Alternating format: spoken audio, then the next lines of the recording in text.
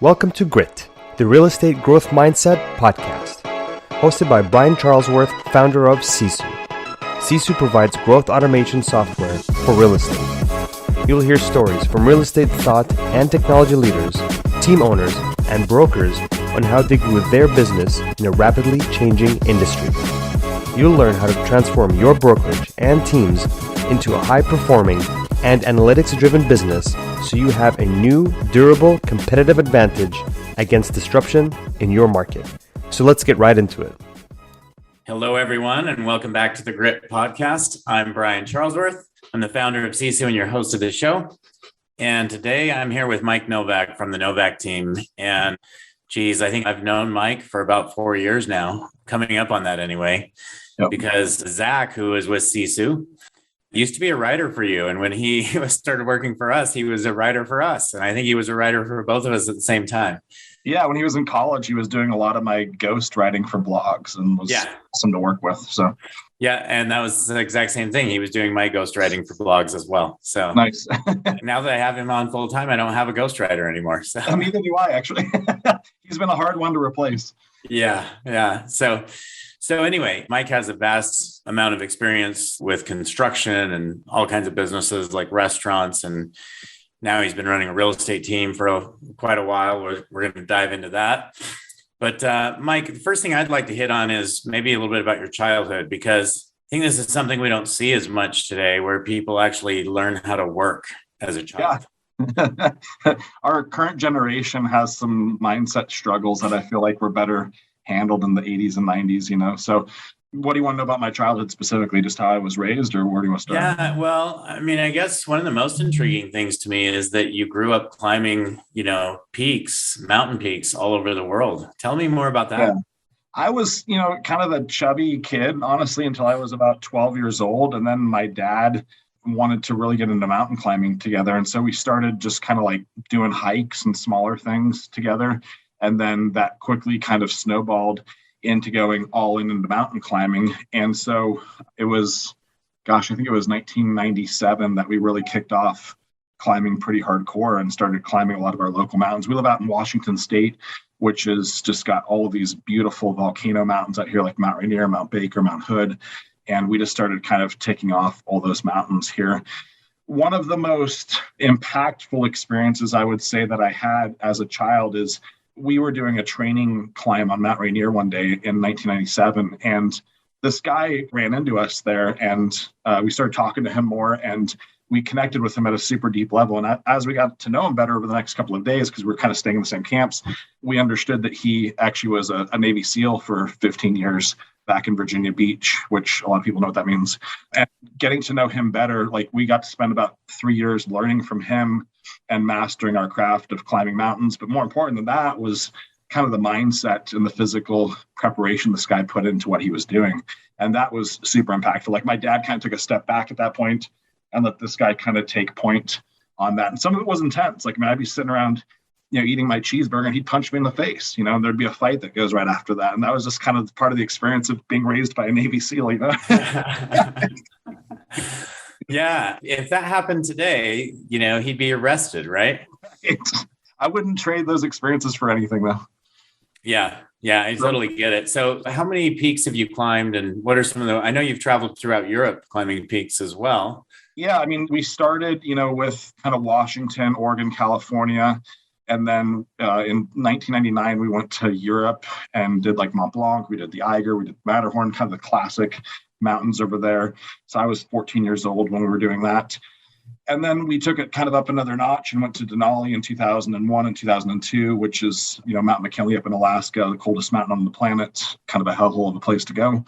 And then Bolivia, Peru, Russia as well. Wow. So, yeah, The only place I haven't really been is the Himalaya, So, wow. So is that on your bucket list? I mean, I kind of got out of it in 2004. Like my dad became kind of disinterested around 2002 as he got older. He just wasn't as into it anymore. He felt like it was too abusive on his body. And so I kept going for a couple more years on my own. But in 2004, I discovered extreme whitewater kayaking, and that kind of took over that adrenaline rush that I was getting from climbing. I focused on that for 2 or 3 years at that point. Are you still doing kayaking? No, I wouldn't be married if I was still kayaking. I met my wife, Rachel. We've been married for 15 years and together for 17. And I met her when I was whitewater kayaking, and she basically said, hey, that's not going to work if we're going to grow a family. Whitewater kayaking is awesome. Like the places you can see, the bonds you can form with other people, your brothers that you're kayaking with are really cool. But oftentimes at the extreme edge of kayaking, you're one stroke away from killing yourself, Yeah. So that's like literally the definition of class 5 kayaking, Yeah, that stuff is intense. That is it happens fast. Yeah. Well, good. I'm glad you survived that. And so, this podcast is called Grit. Is that grit that I see on your wall over there? It sure is. Yeah. Check that out. Okay. So what is it? Obviously you have a tie to grit. What is your tie to grit? I mean, grit is something that it's kind of got instilled in me as a climber, to be honest with you. You know what I mean? Like it's something that if I look back on my climbing background, that's probably my biggest thing I got out of it was the ability to push through tough times, setbacks, times where you don't think you're going to be able to push through and win and still get the job done. Like mountain climbing is very good at teaching you lessons that carry into the larger part of your life. And a lot of those lessons of resiliency and grit, you definitely learn climbing mountains. It's very, like, just to give you an example, like if you're looking up at Mount Rainier and you're at 5,000 feet, you got, this just kind of this unimaginably large challenge that's up in front of you of another 9,000 feet to climb. But if you just kind of break it down to micro steps, you're just putting one foot in front of the other and turning your brain off until you get there. You know what I mean? So just kind of compartmentalization and things like that were paramount lessons that I learned that carried into business from climbing. How much of the climbing is actually climbing, like hiking with your feet, and how much is with your hands? It depends how extreme you want to go. Like we were doing big mountain climbing. And so like if you go climb Mount Rainier on the easiest route, you will use your hands maybe for 5% of it. If you go climb Mount Rainier up like a route like Liberty Ridge, which is one of the more classic hard climbs, you're going to use your hands 50, 60% of it. Okay. And you've done both? Yes. Yeah. Okay. Very exciting. So I have a friend that I drive with here that has spent his last week in Europe, and I guess I should say Switzerland, maybe a little bit France, but he hiked over 100 miles of mountains. Oh my God. And just like every day they were on a new mountain. Yeah. They would end up in a new city, just backpacking, just super European cool. Mountains are really different than over here. Like a lot of the European mountains are fairly steep. And so there's a lot more hand movement there. Like the Matterhorn, for instance, is not really that difficult of a climb, but on the summit day of the Matterhorn, your hands are engaged the entire time. Yeah. I've been up every chairlift around the Matterhorn, but I can't say I've climbed the Matterhorn. Yeah. So. Well, when you look at the ridge, like head on, it looks really, really steep, but you get on and it's like 40 or 50 degrees, which is still steep enough to need your hands, Yeah. Cool. Well, that's a great experience. So you went from that to, didn't you jump into the restaurant business for a while? Well, first, so when I graduated high school, my dad was a builder and I got into the building industry first with him. And that turned into real estate development pretty quick as well, building condominium projects and a lot of single family houses. I did that from 2003 to 2008. In 2008, when the recession set in, our company had major issues and setbacks like most builders did. And I was out of it at that point. I lost almost $7 million in 2008 of my own personal cash and holdings that I had. So I literally had a net worth of about $8 million when I was 21 years old. And I lost all of that in the 2008 crash. So that put me into the restaurant industry. We had acquired a restaurant, my wife and I, in 2007 as just kind of a side investment for, just diversifying our assets. We're just passive owners of this restaurant company. But after the recession hit in 2008, that restaurant company is the only thing we had left. And it was just a single location. It was just like a bar and grill kind of concept. And we leaned into that single location. And then we grew it into 7 locations from 2008 all the way to 2017 and 425 employees. So it got pretty big pretty quick and was doing about 17 million a year, 18 million a year in volume. Okay. So again, you and I have both been knocked down, and I would say most entrepreneurs have been knocked down, right? You get up and that's part of it. Right. So when that happens, it's how are you going to respond? So how did you guys end up getting into real estate? In 2016, I don't want to go political here, but in 2016, they passed a minimum wage change in Washington state that I felt was going to be the nail in the coffin for the restaurant industry. The restaurant industry is a lot of problems in Washington state, and I felt like that was going to push it over the edge. I did the math, and with where they pushed minimum wage to, it was $15 an hour. It was a raise from $9 an hour. I didn't think that consumers would adapt their purchasing behavior quick enough for us to be able to raise prices and still make money. And I was correct. We ended up losing $50,000 a month the first month it went into action, and the flow of people coming into our restaurants dropped off significantly as well, because people couldn't afford to go out to eat at that point if you had raised prices. So that November of 2016, I looked at Rachel and I said, my wife, and I said, we're in deep shit and I need to go get my real estate license and go make sure that we've got a backup plan, because I don't think our restaurant company is going to be here in 4 or 5 months. The numbers don't work, and I don't think this is going to be something that lasts. And that's ultimately how we got into real estate. Okay. So that was 2016, you say? Yeah, November 2016 is when I passed my real estate test. Okay. Okay. So still not even 6 years in the business yet. Yep. Okay. Cool. Well, I think that's part of what makes you successful here in real estate, Mike, is you come from outside of the industry and have all these other business experiences. And a lot of people don't have all those business experiences. So very interesting stuff. So tell me, what is your thought on where the industry is today? The real estate industry? Yeah. What's happening? I mean, I think that there's a lot of changes happening. I think that a lot of brokerages are probably going to be gone in the next 5 years. I think the EXP model really moved the cheese for agents and for brokerages. And a lot of people have gone to that cloud model.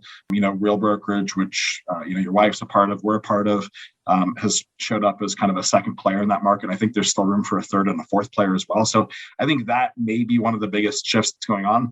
The other big shift that started, 15 years ago is really the shift to separate people that were traditional old school agents to people that have mastered marketing. Like, people that have mastered marketing are going to continue to win at a super disproportionately high level, in my opinion, over the next 5 years. Like, if you understand marketing, if you understand lead generation and lead conversion, you will go so much further than somebody that just is going to go sit in open house, as an example. Yeah. You talked about the traditional brokerage going away. And when I say traditional brokerage, I think of a brokerage that doesn't operate like a team. Like, there are tons of brokerages that aren't at EXP that I think are going to be around for a long, long time, because these guys are doing like 3,000 homes a year. Do you mean like the Teamerage, like the Gary Ashtons of the world? Yeah. They're not going anywhere. Yep. So I guess my thought around that is, if you're a broker owner, you need to start running your business like a team. Yeah. Or you're in trouble. Yeah. And I think that goes true. I think that holds true for solo agents as well. The solo agents that's in one of those brokerage that doesn't run like a team, they're in trouble, unless they are like the marketer or the high power listing agent, like you're talking about. Right. And the shifting market is exposing people super fast. Like, we are seeing agents dropping out left and right. We are seeing a disproportionate amount of market share that's opening up. Like, we just signed 3 new construction communities on our team that were originally going to different agents, and the builders pulled them from those people and went with us just because of our reputation. So the shift is happening in real time right now. Yeah, I totally agree. It started about 90 days ago from my perspective. So, yep. Okay. So talking about your real estate business, right before this call, you mentioned to me that you have decided, instead of having 5 power agents doing, I don't know how many homes, 50 homes each or something, which is what power agents do, right? Right. You've decided you're going to start recruiting and start building a larger team. So what does that look like to you? When you think of that vision, what is that? Well, so I did this wrong before. In 2019, I stepped out of production. I was out of production completely already, and we had 20 agents on our team. And we had hired super fast and loose without going really deep yet. And so we backed that up, and we went back down to our core 5 agents. I went back into production, and we implemented the micro team model, which means a showing partner assigned to buyer agents, a listing partner assigned to listing agents. And that was really helpful for our business. Like, my personal production, I'm our highest producer on our team, and it provides a lot of cash flow to continue to grow our team, and also just for our personal income as well. And that really fueled our growth over the next couple of years. So as we've gone really deep, we've realized that we need to add some width, or we're going to be exposed as a company. Like, if one agent, God forbid, something happened to them, like they get hit by a bus tomorrow, we would have a huge gap in our business right now. Yeah. One of our top agents, his father passed away, unfortunately, in Q4 of last year. And because of that, he wasn't, really fully engaged, which you can completely understand. And that really affected our team's bottom line. That made me realize that we need to go wide now that we've gone deep. So we added a director of growth to our team whose sole job is to recruit, attract, hire, onboard, coach agents and ISAs to our team. And he's done a fantastic job already. He's been in his role for about 2 months. He's been on our team for 3 years. He's already added 5 people. Okay, awesome. If you've been enjoying Grit, please help us continue to grow the channel by leaving a 5-star review and sharing it with a friend. Now back to Grit. So I know Zach is running a webinar here. I'm already registered for it. Okay, cool. Yeah, I was going to say, I think the timing is crucial for that because now is the time that you're going to have a lot of these agents looking for a place to land.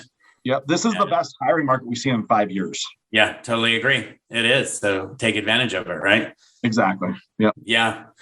Okay. Exciting. Well, I do remember the time when you were saying to me, hey, I'm going to burn the walls down of our business. And that was when you had your 20 agents and you were like backing it back down.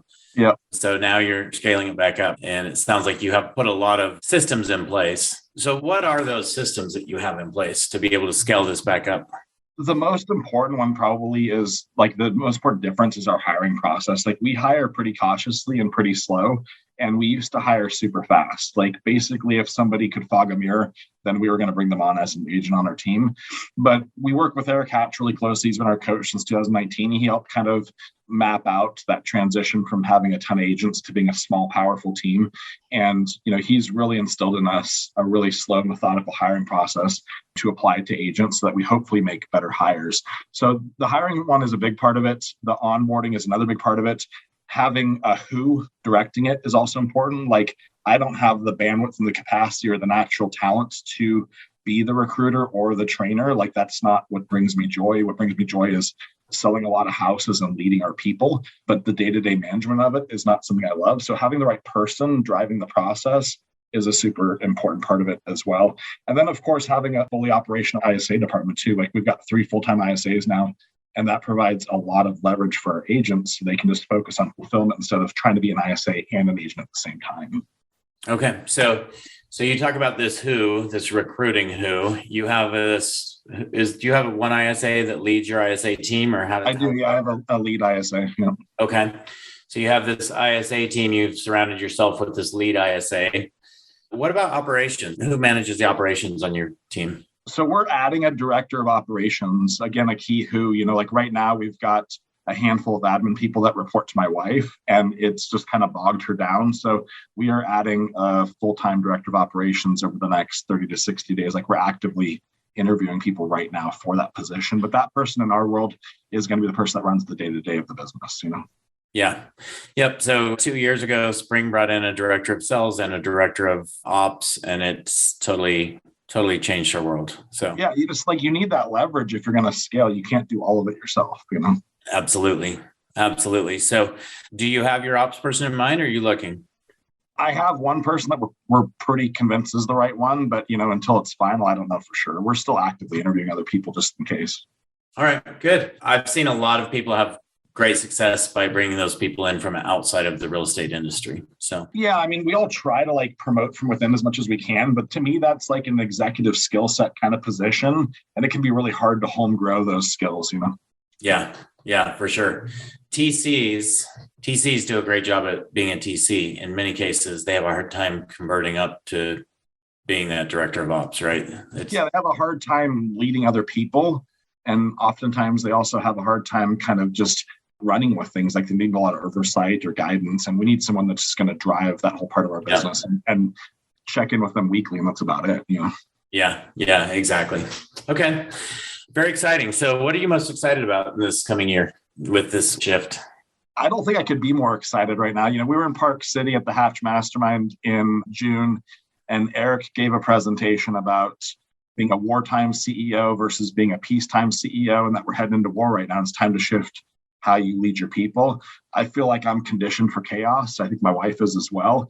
And I love it when things get tough. So I feel like this is just ripe with opportunity. Like I said, I think the hiring is going to be an opportunity that we've never seen before over the next 12 to 24 months. I'm very excited about that.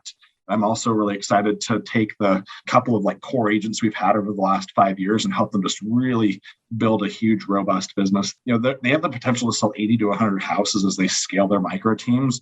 And then, of course, adding a lot of agents. Our goal is to add 3 more agents this year and then 10 agents next year. So we have a lot of hiring plans.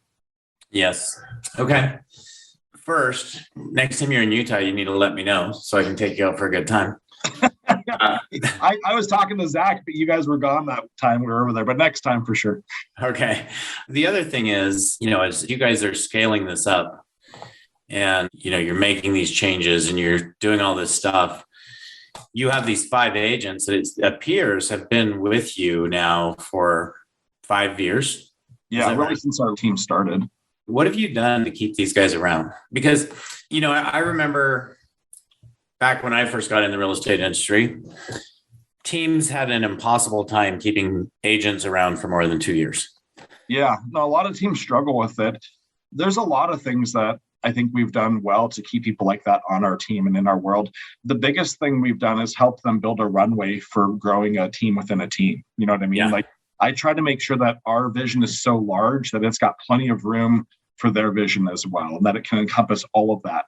And so I typically will lead by example. Like, for instance, the showing partner model, no one believed the showing partner model would work because they didn't think people would want to see houses with anyone but you. So I went out and proved to our team first myself that this model does work, and then shared it with my top agents who now all have showing partners, of course. And now they're all planning to hire a second partner. So a lot of it is testing things on myself and then sharing with them how they could also implement that, and then they follow suit on it and run with it as well.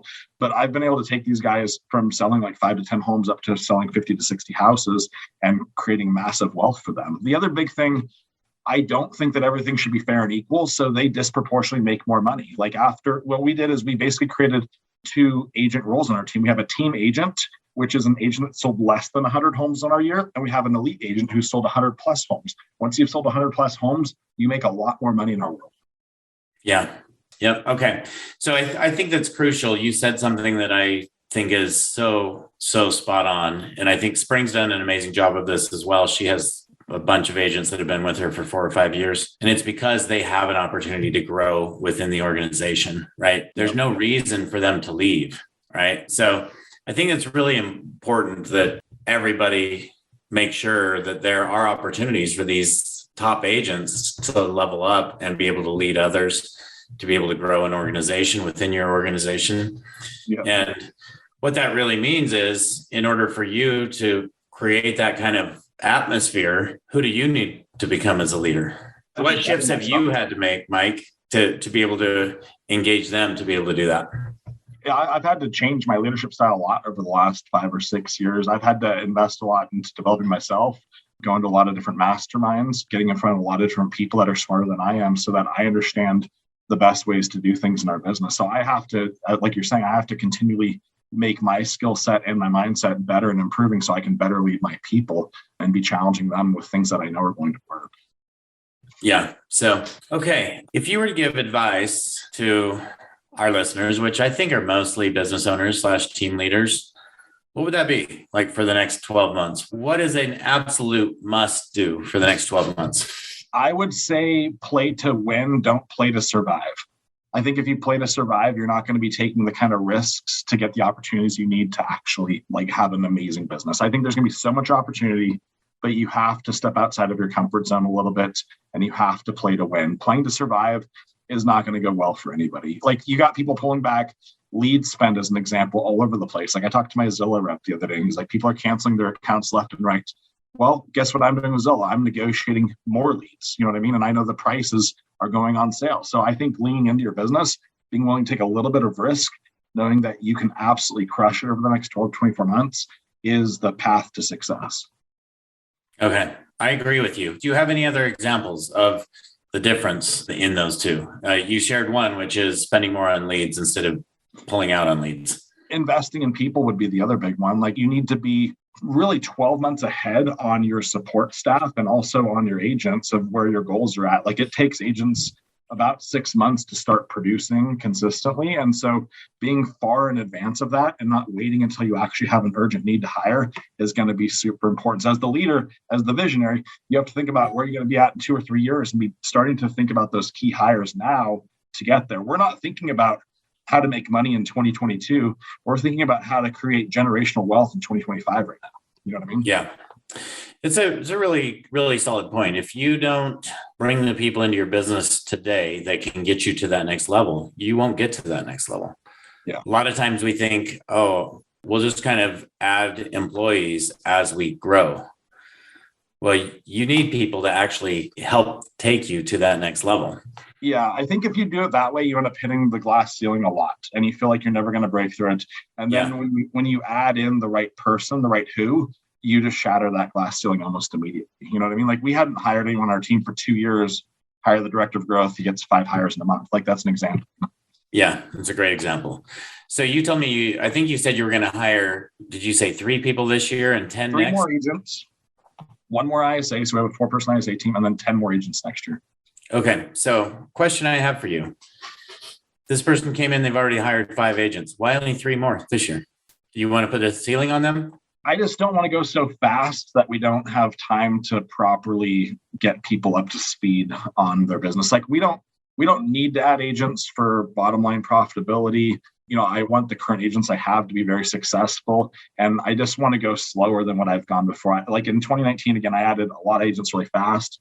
And I'd rather go a little bit more cautious and slow and make sure that we're getting the right people. Like the culture fit to us is super important. I feel like we're risking our culture with every hire that we add to the team. And so making sure it's the right fit is super important to us. Okay. So what do you do to make sure these people are a culture fit? What are you doing for onboarding these agents? It starts way before the onboarding. It starts in the hiring process. So one of the key things I've done is I've removed myself from our hiring panel. Like I sit in the room, but I don't drive any of it. I've got my key leaders that have final say on who gets added to the team. I will share my thoughts if they ask me, but ultimately I have decided that it's better if these people determine who should be brought into our culture versus me telling them that it should be brought into our culture. That's probably the most important one. The other one is getting to know who that applicant is connected to. Like, who is their spouse?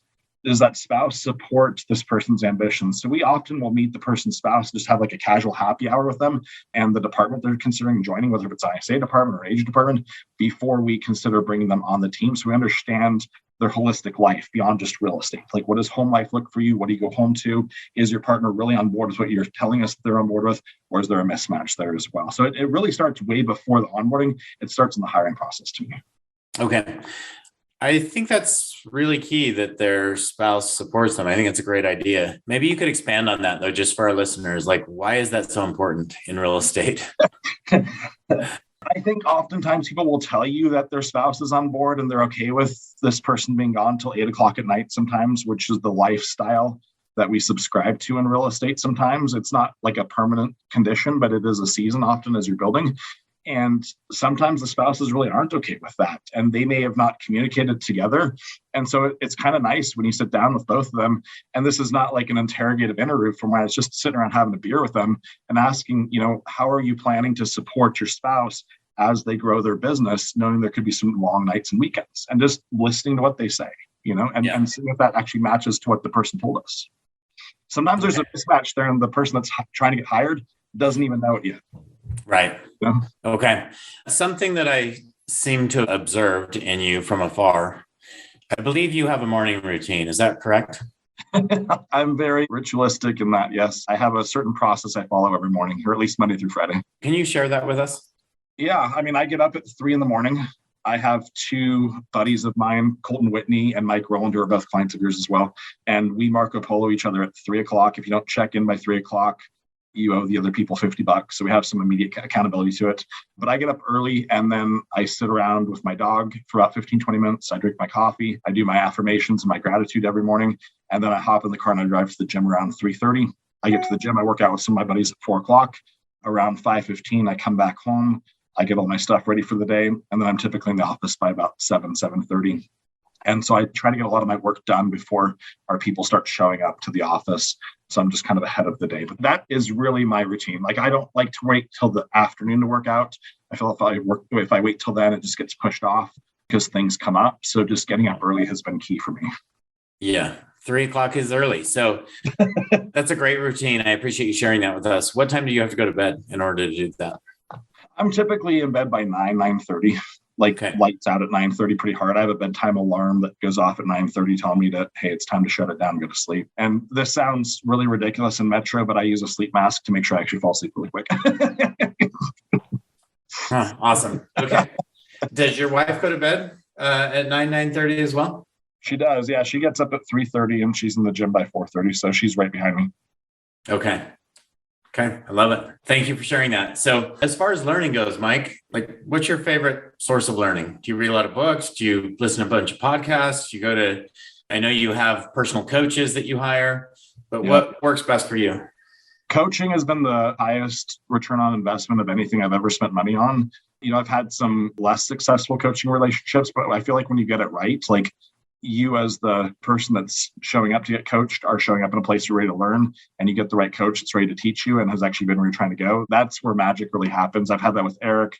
I had that with another coach as well. And that's been really powerful for me. And that is definitely the key reason why we've grown as fast as we have in 6 years, is because of the level of coaching we've had. I've had a coach in real estate since day one. I still have a coach. I'm probably going to always have a coach, just because I want that accountability. I want that sounding board. I want that co-pilot in my business. And that's been massive for me. The other big one is masterminds. Like, I believe in getting in the room with people that are smarter than me. And so we participate in the Hatch Mastermind and one other private mastermind as well.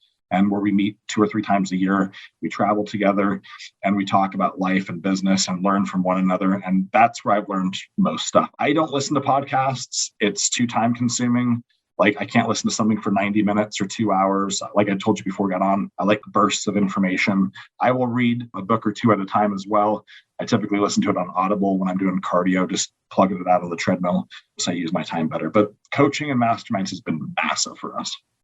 Yeah. Okay. Thank you, Mike. I really appreciate you being on the show today, and it's been fun to watch you grow from a Sisu perspective, with you being I think you were probably one of our first 10 customers coming into our. It's been awesome to watch your guys' growth and have a front row seat to it. Like, we love your product. Our team loves it. I talk about it to people all the time. Whenever I'm speaking, I always try to mention Sisu and how tracking your numbers is so important. And we came from CTE, and there was no solution for this problem other than them until you guys came around. And it just changed the game for analytics in real estate, in my opinion. So it's an incredible product. And it just gets better. Like, your guys' development pace has been nothing short of impressive. Thank you. We work very hard at that. We feel like it's our biggest strength. So you guys are awesome at it. You listen to people and you implement things that make sense. Well, again, we're grateful to have you as a customer, grateful to have you on the podcast today. And for all of you listeners, go check out and see some of the things that Mike's doing, because he's really doing some unique things. So, Mike, if somebody wants to get a hold of you, what's the best way to do that? Send me a message on Facebook or on Instagram is typically the best way to reach out. And then we can connect from there and take things on the market pool at that point. Okay, everyone. Mike Novak from the Novak team. Thanks again, Mike. We'll catch you soon. Yeah, Brian. Thanks for having me on, brother. Yeah, we'll see you. All right. Thank you for joining us on our podcast. If you have an interest in a free 7-day trial of Sisu, go to sisu.co, sisu.co. Make sure that you use the coupon code GRIT, that's GRIT, to waive all your setup fees and receive a 10% discount on your subscription. If you enjoyed listening to this podcast and want to subscribe, search GRIT, the Real Estate Growth Mindset, on iTunes, Spotify, or Podbean. And with that, we'll catch you next time. Take care.